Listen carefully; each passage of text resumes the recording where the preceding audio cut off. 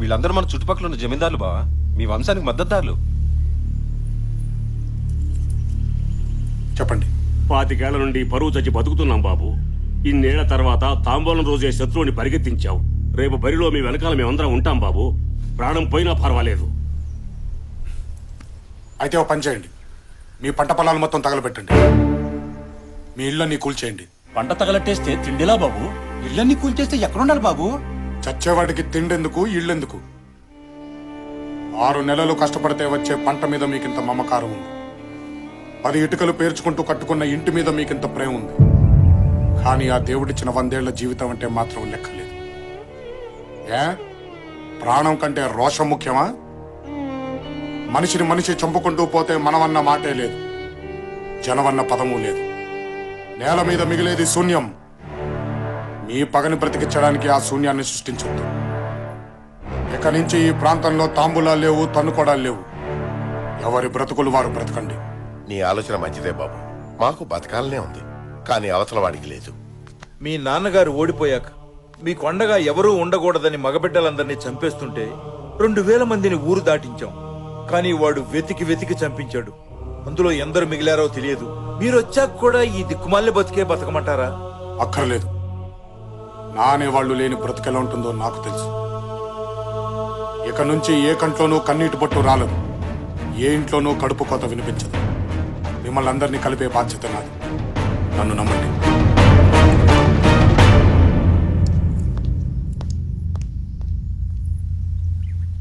నాన్న, వీడు నా బిడ్డేనా?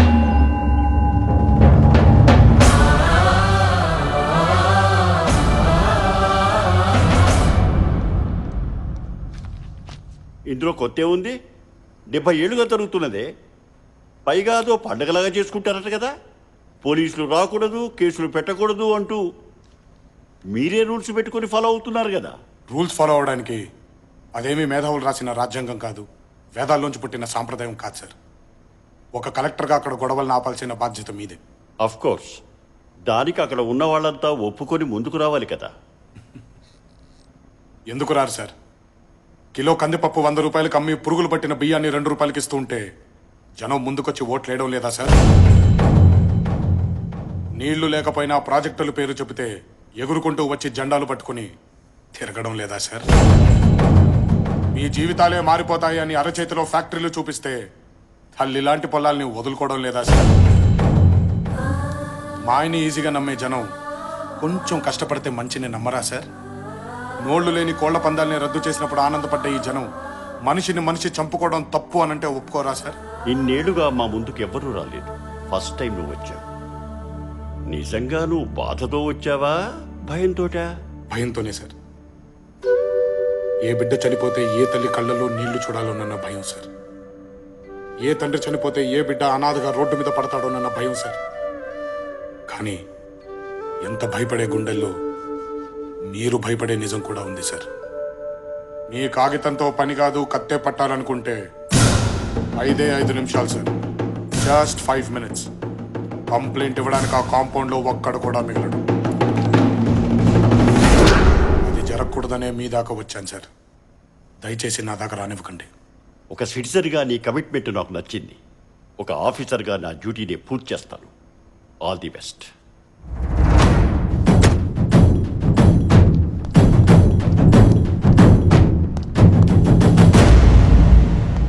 నమస్కారం సార్. ఇలా వచ్చారేంటి సార్? కలెక్టర్ గారితో పని ఉండి వచ్చాను. అంతా బాగున్నారు సార్? అందరు బాగున్నారు.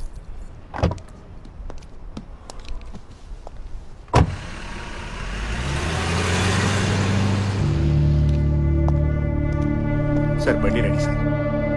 వాడికి సల్యూట్ కొట్టావేంట్రా? ఆయన వీరదుర్గం రాజా వారి వారసుడు సార్. హైదరాబాద్లో అనాథలా బతికిన వాడు వీరదుర్గం కోట్లకి ఎలా వచ్చి పడ్డాడు?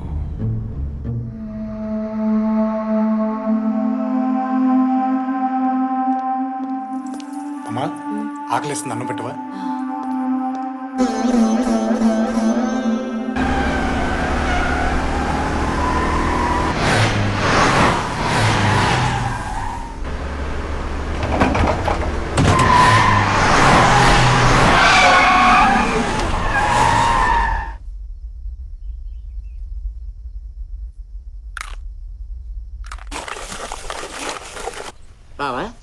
నీకు ఫీలింగ్ బాగా ఎక్కేసిందే. అకౌంట్ మర్చిపోయి అందరికి తెగ పెట్టేస్తానే. బాబు ఇప్పుడే పితికిన ఆవు పాలు సూపర్ గా ఉంటాయి. కత్తి తిప్పాలి కదా, పోసేయండి పొట్టలో. పోసేయమనరా. ఏళ్ల తరబడి ఇంట్లో దొబ్బి తింటున్నావు, నువ్వు తిప్పొచ్చుగా కత్తి. కత్తి తిప్పడం మాకేమైనా కొత్త అండి? నేను కత్తి తిప్పడం మొదలు పెడితే చుట్టుపక్కల ఊళ్ళోళ్ళకి ఏంటే అచ్చా, ఒకసారి ఇలాగే మంచి మూడ్ లో కత్తి తిప్పుతుంటే పిడి ఊడిపోయింది. పనికిరాని ఎందుకని లోపల పెట్టేశా. ఆ పిడేదో ఎంచుకొని మళ్ళీ తిప్పడం మొదలు పెట్టొచ్చు కదండి. నీ అకౌంట్ లో ₹1,00,000 పడే బాబు, లక్షణంగా తిప్పుకుంటాను. భూషణం గారు, మీరు ఇలా పద్దాక నా అకౌంట్ లో చిల్లేశారనుకోండి, నాలో ఉన్న ఇజాలన్నీ బయటకు వచ్చేస్తాయి. ఏంటా ఇజాలు చెప్తాగా. ఇప్పుడు మీ దగ్గర డబ్బు ఎంత ఉందండి? నా దగ్గర 5,000 ఉంది. 5,000. నా దగ్గర 25,000 అన్నమాట. మీ 5 నా 25 కలిపితే 30. 15 మీకు, 15 నాకు. రాజు లేదు, పేద లేదు, ఎవ్రీవన్ ఇస్ ఈక్వల్. సమానత్వం అన్నమాట. 5కి 10 లాభం. ఇదేదో చాలా బాగుంది. ఏమంటారు బాబు దీన్ని? సోషలిజం అంటారండి. ఓహో, సోషలిజం చాలా బాగుందయ్యా. నెక్స్ట్ ఇజం ఏంటి? ఇదే విషమయ్యా. రౌడీజం. మర్యాదగా జేబులోంచి డబ్బులు తీబే. నేను దీను, నాకు సోషలిజమే బాగుంది. ఒరే కత్తేదరా, దీన్ని గోండాయిజం అని కూడా అంటారు. మర్యాదగా అడిగినప్పుడు డబ్బులు ఇవ్వకపోతే పొడిచి లాక్కోవచ్చు అనమాట. పొడుస్తావా? నేను భయపడతాను అనుకున్నావా? నీ సోషలిజం వదిలే, నువ్వే ఉంచుకో. ఒరే పొట్టాడా, కొట్టండి. అబ్బా లేదురా, పెద్ద అమితాబ్ బచ్చన్ లేదు, కొట్టండి సార్. చెప్పేది ఇంకోసారి నా దగ్గరికి కత్తి గిత్తి పిడి గిడి అని పద్దాక డబ్బులు అడిగావనుకో, టెర్రరిజం చూపిస్తా. టెర్రరిజం అంటే ఏంటి బాబు? ఒంగోబెట్టి వెనకాల బాంబు తోపుతా. తర్వాత ఏం జరుగుద్దో అడు చెబుతాడు. చెప్పరా.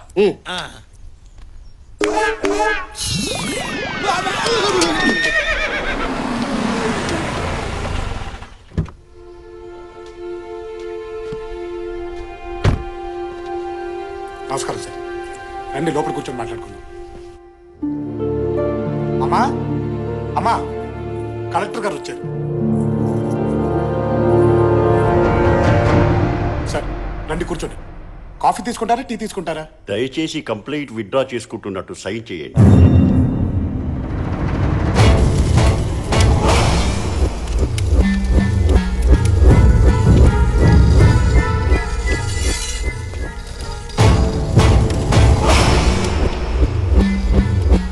కాకి రంగు చూడటమే మాకు నచ్చదు.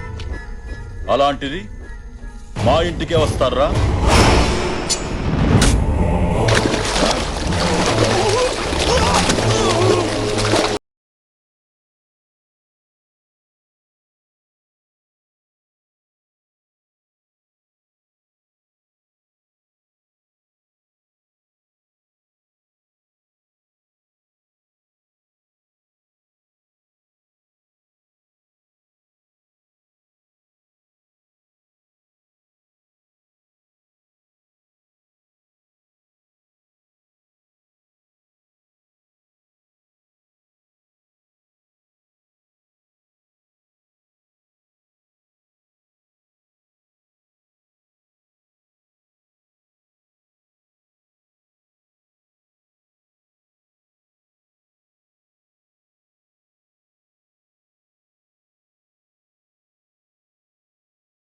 రెండో చెవితో వదలలేదు.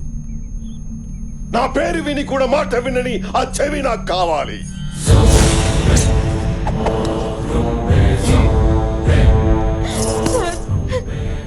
మీ గురించి తెలియక ఇలా జరిగింది. కంప్లైంట్ విత్డ్రా చేసుకుంటారు. దయచేసి వదిలేయండి సార్. సార్ చట్టం చేతిలో ఉన్న మీరు కూడా చట్టానికి భయపడాలని జంతువుకు తెలియదు బాబు. వాడి కాంపౌండ్లో అడుగుపెట్టిన నా చట్టమే వణికిపోయింది. అతని ఆధిపత్యంలో 3 లక్షల ఓటింగు, 2 ఎంపీలు, 3 మినిస్టర్లు, 10 మంది ఎమ్మెల్యేలు అతని పక్కనే ఉన్నారు. నాకే న్యాయం చేసుకోలేని నేను నీకే చేస్తాను. ఒక్కసారి నేను చెప్పేది కూడా విజయ, సంతకం పెట్టి పంపించు.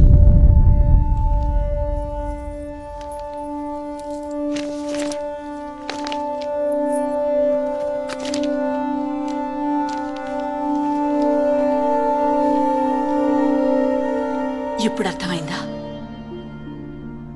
నువ్వు పుట్టి 25 సంవత్సరాలే అయ్యింది.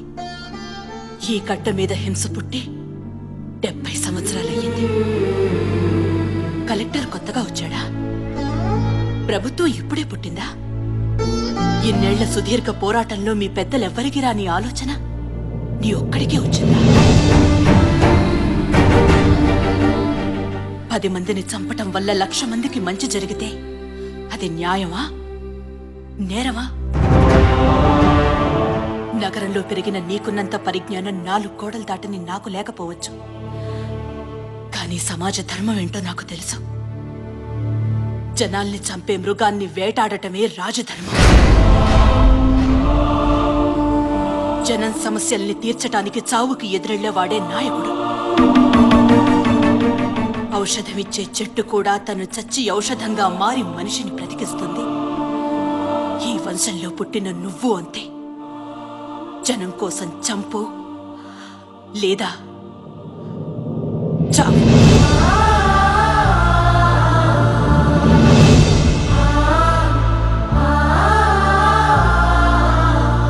కత్తులు పట్టుకుని వాళ్ళు, చేతులు కట్టుకుని నువ్వు నిలబడితే మార్పు రాదు. నువ్వెదురెళ్ళకపోతే ఇంకా చాలా దారుణాలు చూస్తావు.